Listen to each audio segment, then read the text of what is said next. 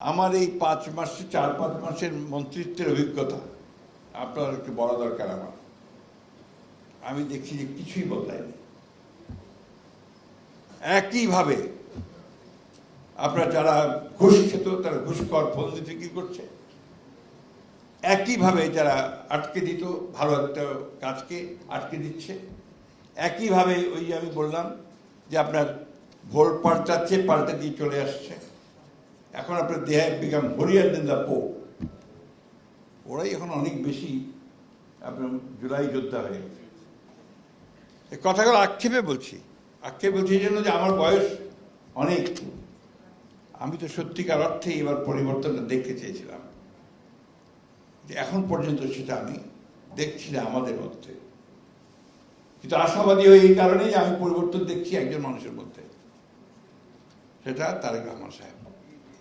তিনি চেষ্টা করছেন, তিনি নতুন নতুন নজির স্থাপন করছেন, এবং সেই নজিরকে যদি আমরা সামনে নিয়ে যাই সবাই মিলে, তাহলে আমার মনে হয় যে হয়তো পরিবর্তনটা হবে। AKS অর্জন করলো Guinness world records. AKS We must all give him support. সবাই মিলে তাকে সমর্থন দেওয়া দরকার।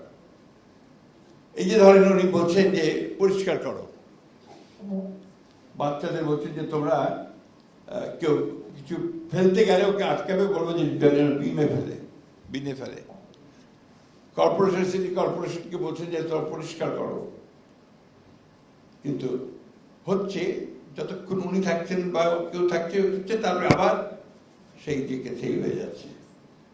এই যে মন মানসিকতার পরিবর্তনের তা আনতে হবে, সকলকে আনতে হবে। আমি এই কথাগুলো এই জন্য বলছি যে আমরা তো আর দেখতে চাই না যে আর কোনো স্নিগ্ধ তার ভাইয়ের জন্য আক্ষেপ করুক।